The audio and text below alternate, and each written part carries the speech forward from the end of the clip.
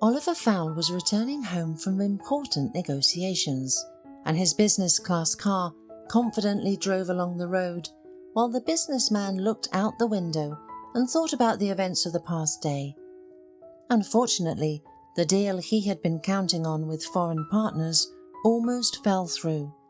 The companions abruptly changed the terms of the contract they were about to conclude. Oliver barely managed to resolve the issue, but he only bargained for himself a little more time before he had to give them a final answer. At the traffic light, Oliver involuntarily rubbed his face with his hands, as if trying to wash away all his worries and concerns for the future of the company.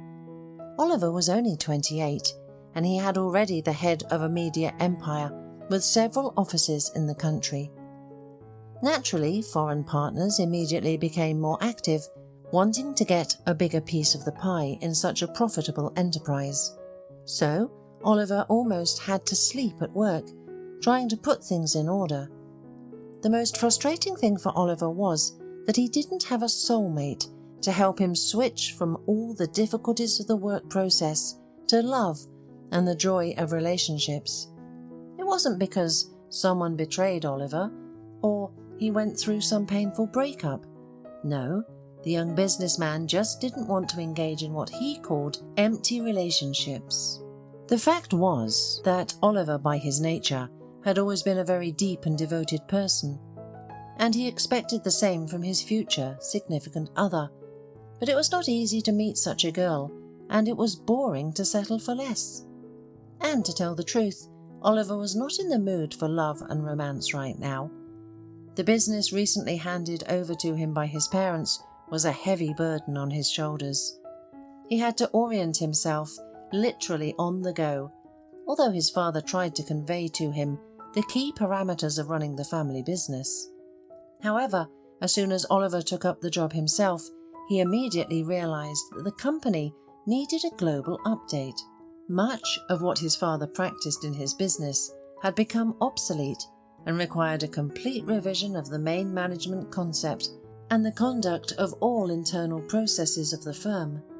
Meanwhile, his parents constantly pressured Oliver, especially his mother. Mrs. Fowle definitely wanted to marry her son soon, and to a girl from a very famous and high-ranking family. "Oliver dear, are you sure you don't want to go with us to the golf club this weekend?" she asked meaningfully. "Sarah Clark and her parents will be there. She returned from London this year. Yes, just imagine, she graduated with a bachelor's degree there. Now the girl is a Master of Arts. In my opinion, she's a perfect match for you. You definitely need to take a look at her." "Mum, you're at it again," Oliver sighed heavily. "I made it crystal clear to you and Dad that I'm not ready for a relationship yet, and I certainly don't want to consider any options. You know that I'm going to get married like a normal person, for love, and to someone I choose myself." "Oliver, my son," exclaimed his mother, "by the time you choose a wife, your father and I will have aged. You're almost 30 now. It's time to think about starting a family and building your own nest. I understand you don't have much time, having devoted yourself entirely to the family business, but we want to make it easier for you to choose. Trust me, you can rely completely on your mother. I'll find you a girl from the best family." "Mum, I said no," exclaimed Oliver, feeling irritated. "Don't meddle in my life. I can handle it perfectly well on my own." "I understand," said Mrs. Fowle dryly. "You want to leave us without heirs and act like the biggest egoist, right? But what if something happens to you suddenly, like your reckless brother, and you leave us with your father? Do you think we can survive that? Do you think I can?" Mrs. Fowle began to cry loudly, and poor Oliver had to apologize for his outburst and comfort her. "Mum, please calm down. Don't worry about me like that. I was unforgivably rude to you. I'm sorry, but you know how hard it is for me to work in Dad's company. That's something Matt should have been doing." "But he's gone now," said the woman through tears. "Now you, Oliver, are our last hope. I won't survive the death of another son, and of course I want you to have children, and for us and your father to have grandchildren, so that the sound of little children's feet can be heard in our house again." Oliver then hugged his mother tightly and managed to calm her down with difficulty. Matt was 2 years older than him and was preparing from childhood to lead his father's empire. Oliver always admired how much effort and perseverance his brother put into becoming a worthy leader. Matt studied a lot and constantly tried to take additional courses to master one skill or another that would be useful to him in business. But all of that changed when Matt started drinking about a year ago. The older brother suddenly lost interest in everything, burned out, and seemed not to know what to do with his life. When he was asked, Matt would answer evasively, saying that the vector of his interests in life had changed, but he didn't specify in which direction it had changed. Instead, his brother locked himself in their home library with a bottle of whiskey and consumed one glass of spirit after another for hours on end. Oliver still felt guilty about his brother's death. Perhaps if they had raised the alarm earlier and thought earlier about how to help him, Matt would still be alive. Instead, Oliver tried to stay away from his brother, thinking that he was going through some kind of personal crisis, and that Matt was a mature, self-sufficient person who could handle it on his own. The investigation determined at the time that it wasn't intentional. Matt simply fell asleep at the wheel because of the huge amount of alcohol he had drunk before the trip, but who knows how it really happened. However, Oliver perceived this tragedy as a sign from above.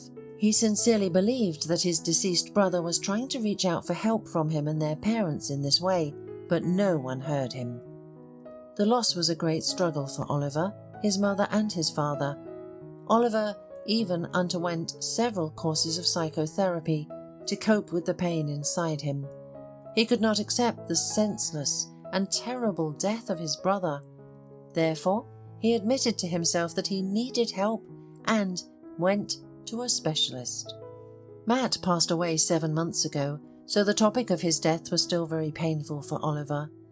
The young man often visited his brother's grave at the ceremony and talked to him for a long time, asking him forgiveness for his own frivolity and unwillingness to see problems at that time. So when his mother unintentionally began to manipulate and pressure him through the image of his deceased brother, it became challenging for Oliver to contain his resentment and anger. He already felt constant pressure from his father, who literally controlled every step he took, and now his mother was pressuring him to get married. Partly for this reason, he immersed himself so fervently in the business that fell entirely on his shoulders. When Matt was alive, Oliver did not even think about taking over his father's company. The guy dreamed of dedicating his life to art. He planned to open his art gallery in the city and exhibit young and promising artists whose talent could decorate the living room or hall of some famous person in the future. His parents often teased their younger son about this. "Oh, Oliver, you're not like us," his father would say. "You'd better take an example from your older brother. Look, Matt is already managing a branch, so to speak, and is seriously involved in our business. And you're just playing around with pictures." "So maybe it's for the best," the son would object with a smile. "We already have one brother who is a businessman in our family. Let there be another brother who is a well-known gallery owner throughout the city. I'm not drawn to all these media things, Dad." "Oh, and you're wrong, son," his mother replied instead of his father. "We live in a world where you can't live without your own solid business. What will you do with these paintings if no one buys them? But you could use your skills for your father's firm. Didn't we spend so much money on your education for nothing?" Oliver clenched his teeth at that conversation, but said nothing to his mother. He was unable to explain to them his attraction to painting rather than to documents about endless financial reports. But one way or another, he still had to head the company instead of Matt, and now he was learning the basics of management every day, applying his creative skills for the good of the family business. Matt cannot be brought back, no matter how painful and offensive it may be to Oliver and his parents. As for marriage, he made it clear to his father and mother that he would not hurry. When the time comes, I will meet my true love, the girl with whom I want to spend my life, Oliver told his parents. You will definitely be the first to know about it. He was still sitting behind the wheel of his car, looking at the summer sun setting over the horizon. A warm breeze blew through the open window into the car, which brought the young man out of his reverie. The businessman was just driving over a wide bridge, over a small river, when he saw something strange. Oliver thought someone was in the water, as the water's surface was unnaturally rising and falling.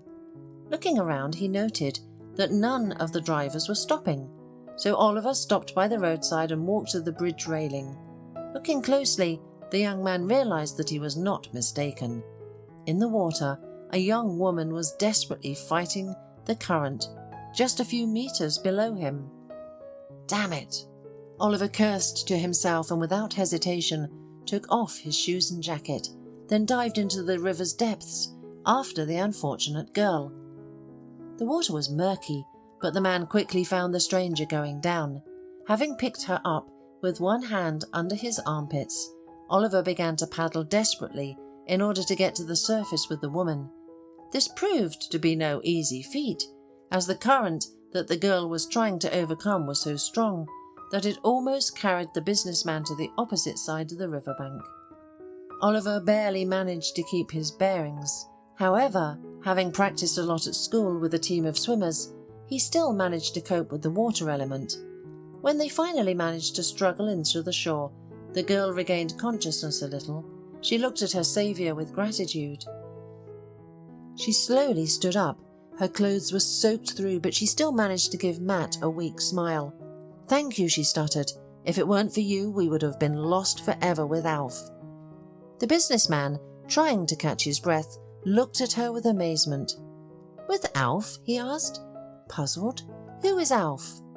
At first Oliver thought that the poor girl had lost her mind from the stress, but then he noticed her hands pressing against her chest, and suddenly in the middle of the deserted shore under the bridge, a quiet, plaintive whimpering was heard, and Oliver saw a tiny, barely a month-old puppy in the girl's hands. So, you jumped into the water for that? Did I get it right? Oliver exclaimed in anger. You jumped in for a puppy, right? Well, yes, the girl, trembling with cold, nodded. Some creep threw it right in front of me into the water, just like that. He pulled it out of his bag and... Memories brought her to tears again. It was only then that Oliver noticed the girl's protruding belly under her wet clothes. She was pregnant, and it looked like she was already quite far gone. Are you out of your mind? The man yelled at her in shock. Are you wanting to die? And what if all three of you had drowned? Okay, maybe you don't care about yourself, but what about your child? The unfortunate woman modestly lowered her big, light blue eyes and continued to hold and stroke the whimpering puppy, who was scared and cold. She herself was as pale as the first snow. Seeing how her lips began to turn blue, Oliver realized that she was on the brink of collapse. It was impossible to get anything from her in this condition. Therefore, Oliver decided to take her to his summer house, first, so that she could warm up and fully recover. What's your name? He asked. The girl raised her big eyes at him again. Melinda Smith, she replied shortly. Okay, well, Melinda Smith, Oliver sighed. Get in my car. I'll take you to my place, give you some hot tea. You can rest there and figure out what to do next. She nodded briefly and got into the car. The puppy, of course, stayed with her, shaking his head. Oliver closed the door behind him and immediately turned on the heater in the car so that the girl could drive faster. Even though it was summer, after being in the water, especially while pregnant, some extra warmth wouldn't hurt. The summer house where Matt was going to take Melinda used to be their family's, But in the last couple of years, only Matt had been going there. The young man explained to his younger brother that he went to the countryside to recharge his energy and take a break from civilization. Matt could live at the house for weeks and then come back full of energy and ready to dive into the family business. However, before his brother's death, he wasn't even interested in this. After Matt's death, the summer house passed to Oliver, and he sometimes went there in memory of his brother. His parents couldn't bring themselves to go there. Too many memories were associated with this place and Matt's childhood. In addition, Oliver understood perfectly well that he could not bring Melinda to his parents' house. They simply would not understand. A poorly dressed girl soaking wet, holding a street puppy, and the last months pregnant. It's easy to imagine what a terrible picture would have formed in their mind. During the entire time they were driving, Oliver and Melinda barely exchanged a few words. Melinda mostly remained silent and behaved modestly. Oliver, however, carefully watched the road as it was starting to get dark rapidly. He occasionally glanced at the girl out of the corner of his eye. She was beautiful and fragile with thick, light chestnut hair. Melinda could have been a true lady if she weren't for her poor clothing, clearly purchased at a second-hand store. Her excessive paleness and thinness indicated that she was either a beggar or a poor girl. The man had learned from their short conversation that Melinda had been raised in an orphanage, had mostly been left to her own devices throughout her life. She had no relatives, and when asked if she had a husband or fiancé, she did not answer. "I'm sorry, that's a sensitive topic for me," she explained to Oliver. Oliver did not insist and left the girl alone. When they arrived at the summer house, something strange happened. Upon seeing the place, Melinda looked at Oliver in surprise, but did not say anything aloud. Oliver thought she had probably never seen such a large country house before and just nodded, trying to find the key to the front door in his pocket. "This is ridiculous," he muttered to himself, patting all his pockets. "Where could I have put it?" "Did you lose something?" the girl asked politely. "Yes, the key. I must have lost it while I drove into the river after you." Oliver remembered that the key had been in his breast pocket of his shirt, and now it wasn't there. In the end, he shook his head despondently. "There's nothing to be done. I guess I'll have to climb in through the window." Melinda watched her rescuer closely, but when he was about to break a small window on the first floor, leading to the pantry, the girl stopped him. "Oliver, don't bother. Let me open it with my key." Then Melinda shifted the puppy to her opposite shoulder. The puppy only let out a small whine in his sleep as she pulled out a thin cord from under her shirt. It was the same key as the one Oliver had. It was clearly not a duplicate or a hastily made fake.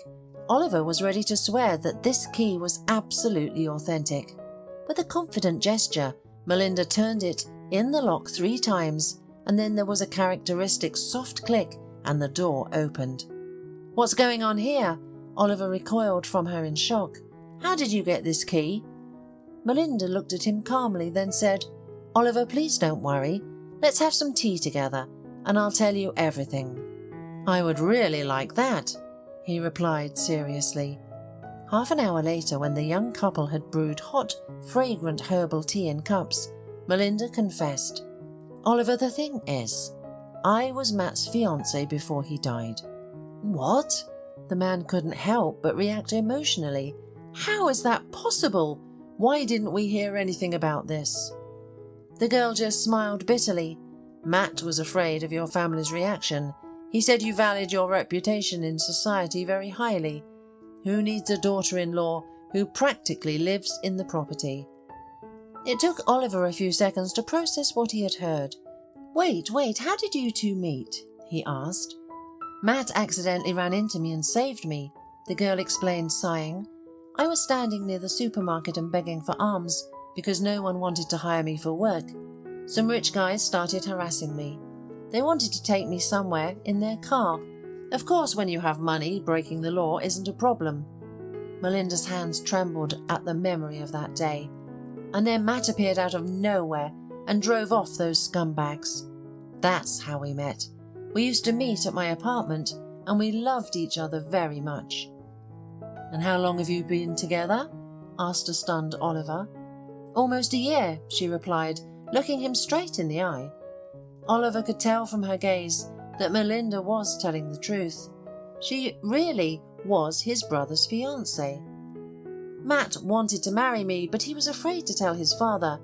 He thought that he would be disinherited out of anger," said Melinda nervously. At that moment, Oliver noticed how much she started to worry and twist her own fingers. "Calm down, please," Oliver asked her quietly and covered her hand with his. "Tell me, did you know that my brother had an alcohol addiction?" Melinda held a long, questioning gaze at the man, after which tears appeared in her eyes. "Yes, but I tried. I really tried to stop him," the girl spoke out. "He started drinking when I became pregnant. He couldn't figure out how to bring me home and introduce me to you. It was because of this, that is, because of me, he died." Melinda couldn't hold back and, crying, covered her face with her hands. "You cannot blame yourself for his death," Oliver tried to calm her. "Nobody is to blame for what happened to my brother. I just couldn't understand for a long time what happened to him. Why did he suddenly start drinking?" The young man looked carefully at the guest. "But now I understand. Matt was simply ashamed of us. He was ashamed of us in front of you. My parents and I are probably snobs to some extent, and my brother didn't want you to face it again. He didn't want to hurt you and your child." Oliver leaned back in his chair. Finally, everything became clear to him. The situation became clear, but one thing the young man could never understand. "Why didn't you come to see us when Matt was gone? You surely needed help, and with money, as I understand it, it became very difficult after my brother's death." Sobbing, Melinda replied, "Well, what do you think? Look at me. I'm telling you, I'm poor and pregnant." "How do you imagine that? Could I come to your house and say that Matt was almost my husband, and we wanted to get married? Your parents should have thrown me out like a straying dog." Melinda slightly pointed to the key to the summer house. "Matt brought me here. He wanted to be with me in nature. That's when he gave me this key. He said that I could come here any time. But of course, I never appeared here in his absence, and for some reason I kept the key. Perhaps as a memory of Matt. I hung it on a cord and now wear it instead of an amulet." The girl carefully stroked the key and weakly smiled. Who would have thought that it would still be useful? Oliver was in complete confusion. Of course he couldn't leave this girl in trouble, especially since she was carrying his nephew in her heart. "Melinda, listen," the man began. "Stay here for now. I will bring you and the baby everything you need. Food and vitamins. Just don't leave, please." Melinda looked at him questioningly. "You won't bother anyone here," Oliver assured her. "I won't tell my parents anything for now. They don't come here themselves. You're right. I really need to think about how to tell them this news. But I want you and the puppy to stay here until I figure out how to introduce you to the family. I'm sure my parents will be happy to find out they will soon have a grandson, as they have been dreaming about it." Melinda looked at him, and from the expression in her eyes, the man understood that she didn't believe in the success of an idea. However, the woman agreed. What else could she do? She couldn't go back to the street and be homeless again. Once she finally said, "I'll try to behave quietly so that the neighbours don't suspect anything." After that, she prepared a simple dinner for them, and then Oliver drove back. From that moment on, Oliver began to take care of Melinda. He visited the summer house almost every day secretly. He brought food, vitamins and fruits. And, of course, food and treats for little Alf, whom Melinda practically never let out of her arms. The woman's poverty did not embarrass the young businessman at all. He felt that she emitted an inner energy and beauty in the literal sense. Oliver was amazed at her endurance and optimism. After all, Melinda waited until the last moment and endured the indecisiveness of his late brother, hoping that he would still dare to go against the will of the parents and make Melinda his lawful wife. In a wonderful way, Oliver felt comfortable with this brave woman. When he asked her age, he was greatly surprised to learn that she was only 23 years old. Matt was much older and therefore would have taken full responsibility, but for some reason he couldn't complete what he had planned. As it turned out, the businessman's older brother was only decisive and confident at work, but in his personal life he fell victim to his own prejudices. Oliver couldn't help feeling sad about this. At the same time, Oliver's parents began to suspect that something was wrong with their son. They feared that Oliver would suffer the same fate as the older brother, so they decided to urgently find out what he was hiding at their old summer house. "What if he's drinking there like Matt, or doing something worse?" Mrs. Fowle sobbed. "It doesn't seem likely." Mr. Fowle shook his head. "Oliver wouldn't behave like that. He even consulted a psychologist about it.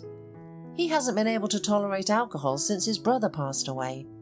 "But who knows what could happen?" his wife exclaimed. "Today he's not drinking, but what about tomorrow? Matt went there just like that, and what? No, darling, let's go there. My heart tells me an unpleasant surprise is waiting for us there." A few days later, deep in the evening, they arrived at the summer house at the moment when Oliver had already left Melinda and the puppy. Upon arrival, the wealthy couple witnessed a very strange and incomprehensible scene. A pregnant young woman, very similar to a beggar, was sitting on the porch and chewing an apple. In addition, a flea-bitten mutt was spinning around her feet. "And what are you doing here in our house?" Mrs. Fowle asked, emerging from the shadows. The voice of Oliver's mother was quiet, but it was the calm before the storm. With each subsequent word, the thunder in her intonations grew, risking turning into a real scream. "Why is some stranger staying at my house overnight? Who gave you the keys? Oliver, confess immediately, you cunning creature." Mrs. Fowle's eyes burned with righteous anger, and even her husband couldn't stop her. "You all misunderstood." Melinda tried to explain the situation to them. "Oliver allowed me to stay here and have my baby. I'm pregnant with your oldest son, Matt's child." Melinda's voice trembled, but she had found the strength to tell the truth as it was. However, Mrs. Fowle's face was distorted with a grimace of terrible anger. "What? How dare you involve my boy in your debauchery? Matt would never have done anything to do with such a raggedy woman like you. Don't you have any conscience?" Maggie, why did you get so angry?" Mr. Fowle tried to calm his wife down. "Girl, you must really better leave this house," said the man to Melinda, and looked expressively at her. "Get out of here, shameless woman," Mrs. Fowle screamed as if exploding. The neighbours in the neighbouring houses involuntarily woke up and turned on their lights. Scandals in the sleepy village were quite rare. Crying from humiliation and offence, Melinda quickly gathered her humble belongings, took Alf with her, and disappeared into the darkness of the summer night. No, she didn't expect any sympathy from them. This meant that her dear Matt was right. Her parents were indeed incredibly biased. "Perhaps we were too cruel to the girl." Mr. Fowler tried to defend Melinda. "Are you going to say something else in her defence?" The wife looked at him menacingly. The elderly man was embarrassed and silently drove his wife back home.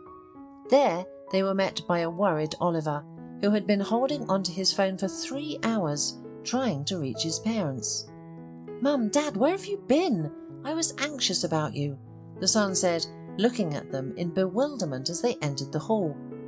"Well, son, I must admit you've disappointed me," his mother began slowly. "We were at our summer house." Oliver turned pale. He immediately understood what his mother had found out about everything. "Ah, as I see you know that there's some stranger with her dog living there," Mrs. Fowle exclaimed, and began to berate her son. slowly. "What did you do with Melinda, Mum?" Oliver asked coldly. "I did what was necessary. I kicked her out onto the street," his mother replied proudly, raising her chin. "You've lost your mind." Oliver couldn't hold back. "She's in her last months of pregnancy. She could give birth at any moment." The young man argued with his mother, explaining that this woman had a direct connection to their family. However, Mrs. Fowle just laughed in response.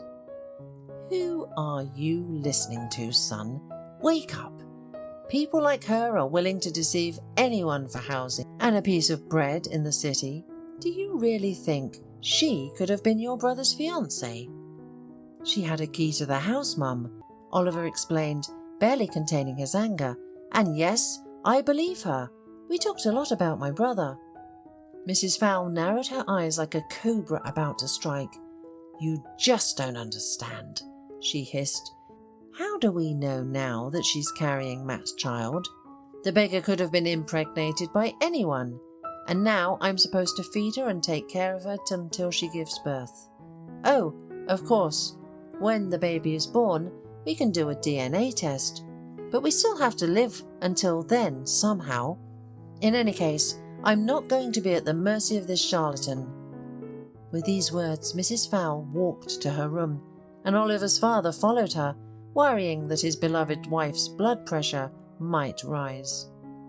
Oliver remained standing in the living room, tormented by the sense of awkwardness and guilt. He felt in his heart that Melinda was telling the truth, and his parents had kicked an innocent woman out onto the street just before she was due to give birth. He tried to find his late brother's fiancée, but it was all in vain. Melinda had vanished and didn't answer any of Oliver's phone calls. In his attempt to reach her, he bought her the simplest phone so that he could always be in touch if something was needed. But it had been more than 2 weeks already, and Melinda hadn't answered a single phone call. Oliver began to worry when he remembered that she was due to give birth soon. After calling several maternity hospitals, the young man finally found the one where Melinda was and hurried there. In the reception room, Oliver introduced himself to the doctors as her fiancé to get to her room. "I warn you, she's fragile now," the doctor told him. "Your fiancée had a large baby, but she herself is quite petite. Her pelvis is very narrow, so we had to do a caesarean section. She lost a lot of blood, but fortunately she and the baby are now out of danger." At these words, Oliver felt a weight lift off his chest. Thanking the doctor, he went to Melinda. At these words, Oliver felt a weight lift off his chest. Thanking the doctor, he went to Melinda. She lay on the bed very pale, paler than when they first met with Oliver. However, when she saw her visitor, she smiled. "I didn't think we'd see each other again, Oliver." Her voice was quiet and weak, but the young man could still hear everything clearly. He rushed to her. "Melinda, forgive my mum and dad. I'm so sorry that they were rude to you." Melinda slowly shook her head. "It's not worth it. I understand everything. In their eyes, I'm a predatory con artist, dreaming of getting rich groom by any means. It's hard for them to believe in our feelings for Matt." "They shouldn't have kicked you out," Oliver said, gently taking her hand. "I still can't understand how they could do that to you." Then he felt the woman's hand squeeze his palm weakly in response. "Thank you, Oliver, for your support and everything else." She rewarded the man with a long glance, and at that moment he realized that he was ready to drown in those heavenly blue eyes. Realizing that there was almost no one to take care of the baby until his mother recovered after the difficult operation, Oliver tried to visit Melinda as often as possible. He hoped that she would recover faster if she felt cared for and loved. He brought everything necessary for the young mother and her baby to the maternity hospital: food, diapers and medicine. Oliver didn't care about the money. He just wanted Tommy, that's what they named the baby, and his mother to be discharged as soon as possible. One day, Oliver was summoned by the doctor. From his concentrated expression, the man realized that something unpleasant had happened. Tommy had a heart defect. The situation is difficult, the surgeon said. Oliver was in shock. Is there really nothing that can be done? And when do we need to do this operation? He asked, gathering all his strength. No later than 6 months from now. We can't delay it at all, the doctor replied. However, the queue for an operation may stretch for several months. We'll do the surgery as soon as it's his turn. But don't worry, it's all treatable. But aren't newborns entitled to a quota? Are they not out of turn? Oliver asked with doubt. They are, the serious surgeon nodded.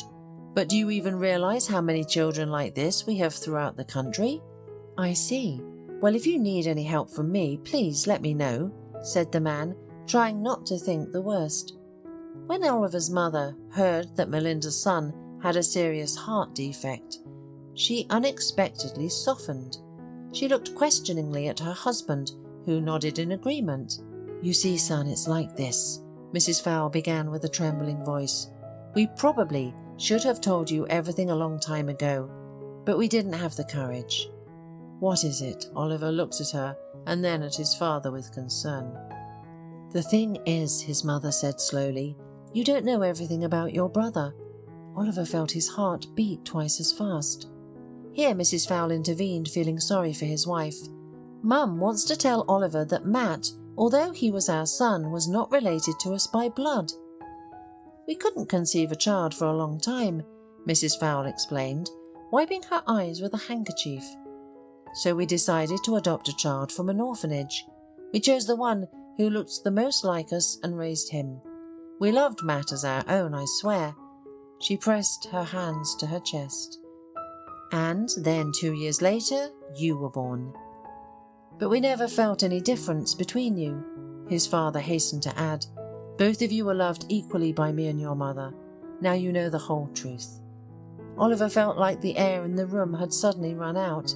He had nothing to say about it except to be surprised by how they could hide from him for so many years the fact that Matt was their adopted son.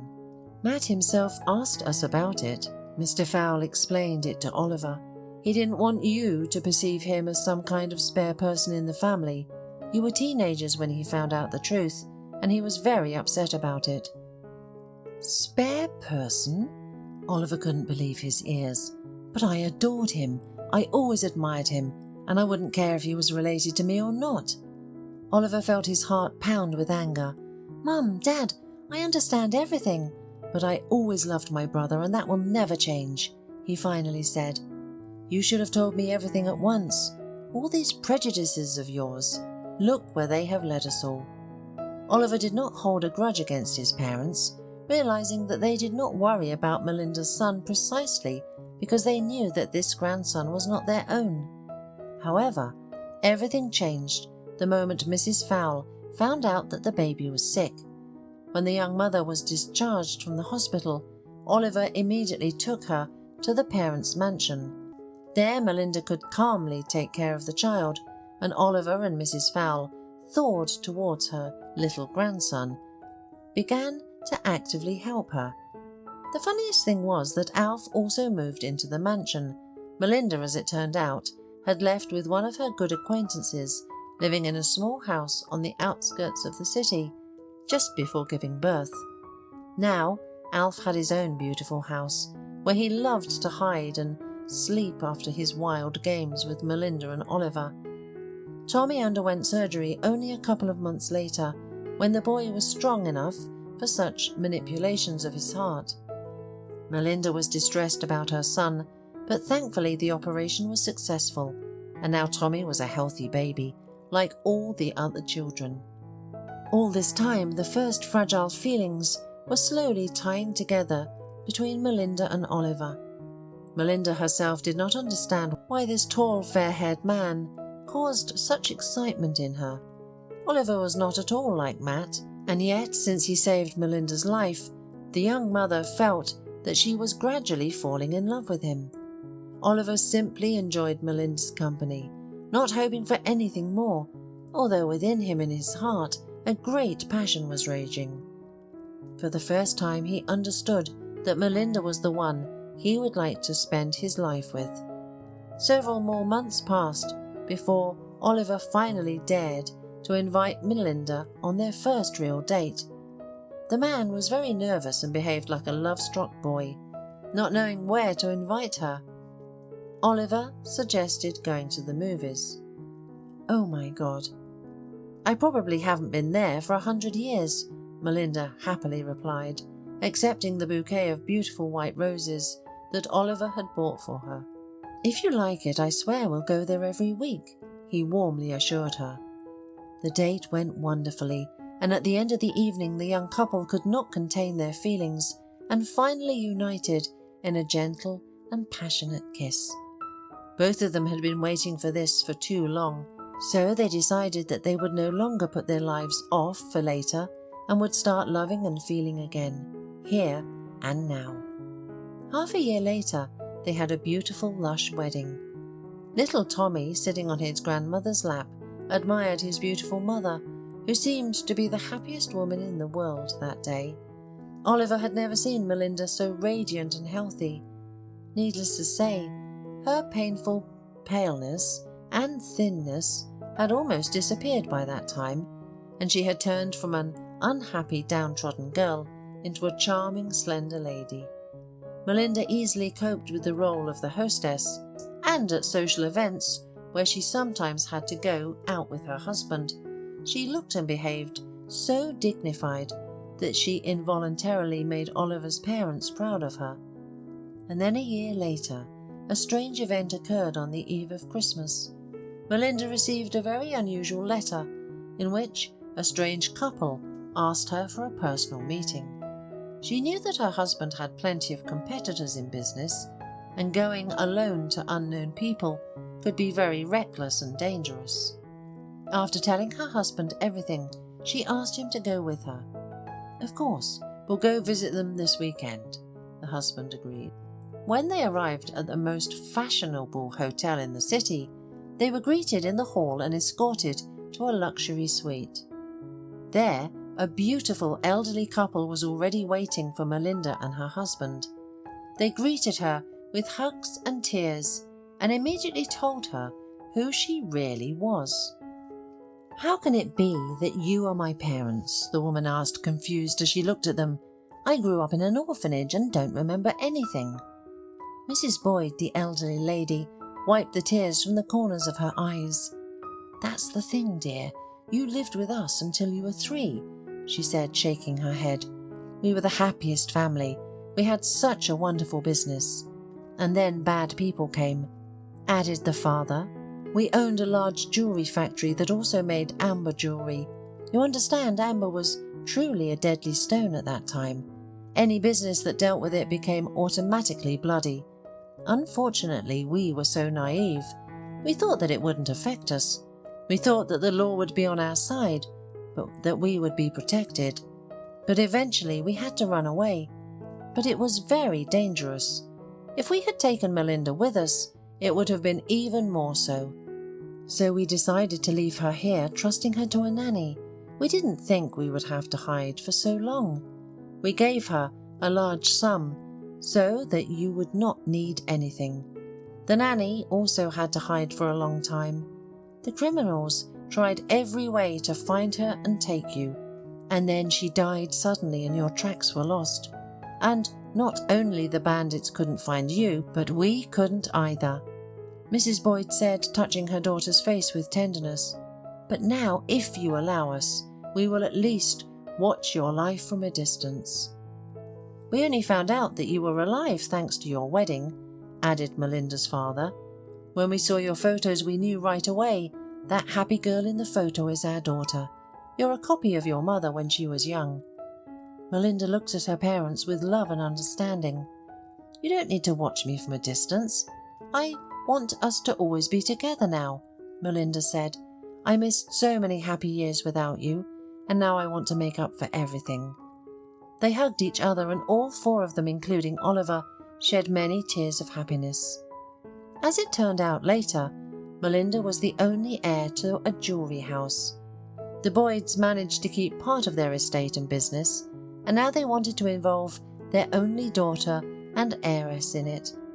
Of course, Melinda agreed to be part of this endeavour, but first she needed to get the necessary education.